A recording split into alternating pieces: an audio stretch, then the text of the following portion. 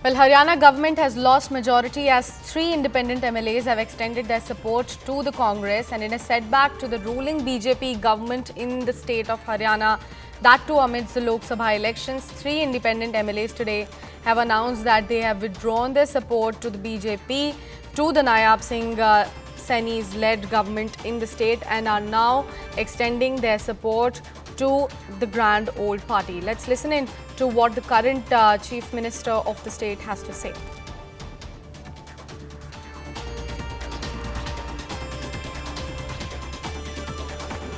देखिए, क्योंकि ये जानकारियाँ आई है मेरे पास भी, कई विधायकों की कुछ इच्छाएं होती हैं और हर व्यक्ति आज इच्छा के साथ जुड़ा हुआ है।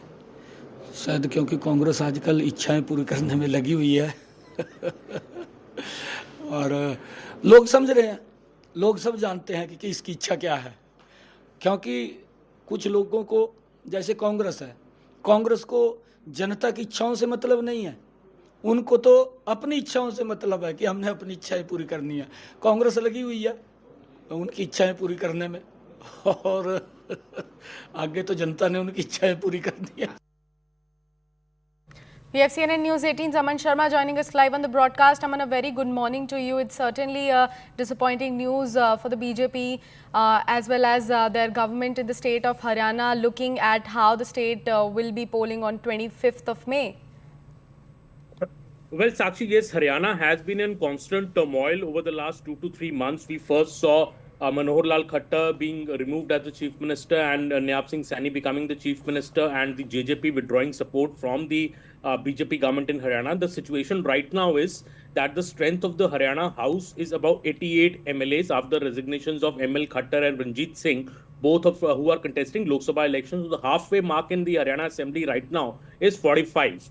BJP has 40 MLAs, plus it has support of 2 independents because 3 more independents have gone away to the Congress. So along with Gopal Kanda, BJP right now has support of 43 MLAs, so it is short of majority marked by 2 MLAs. It needs 45.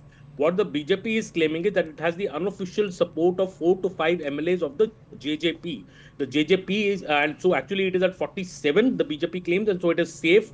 The JJP MLAs haven't announced support officially, due to the anti-defection law, because they have 10 MLAs. If less than 5 announce support, it could become a problem. That is why JJP MLAs have not announced official support to the BJP. But BJP says it is safe. Also, a no confidence motion was brought in the Haryana Assembly just in March, which the BJP Nayab Singh Saini government had won. So, as per the convention, a next no confidence motion can only be brought after 6 months gap, which is October.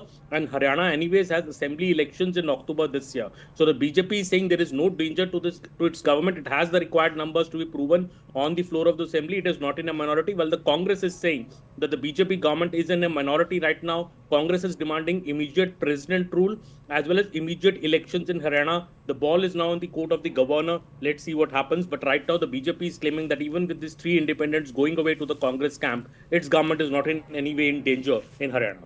Right, Aman. Thank you so much for walking us through all those crucial updates and breaking that down for our viewers about how exactly the numbers are going to stack up in the assembly for the BJP. Right now, let's listen into some of the political reactions coming in within the same story as well. Janata party की सरकार पर किसी प्रकार का कोई खतरा नहीं है। जो 3 इंडिपेंडेंट विधायक है उन्होंने कहा है, अभी उसकी पुष्टि होनी बाकी है, उन्होंने कहा है कि हमने अपना सरकार से समर्थन वापस लिया है, ऐसा उन्होंने कहा है। परंतु उनके जाने के बाद भी भारतीय जनता पार्टी की नायब सैनी सरकार के पास पर्याप्त बहुमत है। विधानसभा के अंदर ये प्रूव होता है किसी सरकार के पास विधायक है या नहीं है। ये केवल कांग्रेस के द्वारा, भूपेंद्र सिंह हुड्डा के द्वारा केवल भ्रम फैलाया जाता है।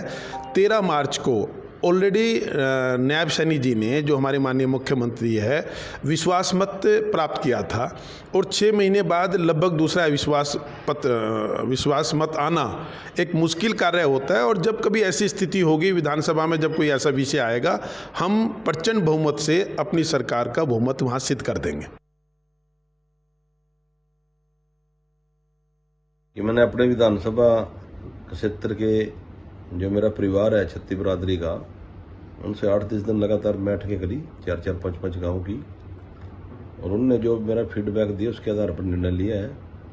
और आज प्रदेश की जनता इस सरकार से तंग है, किसान तंग है, मजदूर तंग है, व्यापारी, कर्मचारी, हर वर्ग परेशान है, चाहे फैमिली आईडी की बात हो, चाहे प्रॉपर्टी आईडी की बात हो, चाहे बेरोजगारी की बात हो, चाहे महंगाई की बात हो, हर चीज़ से सरकार से लोग परेशान हैं और जनता का माइंड भारतीय जनता पार्टी के खिलाफ बन रहा है।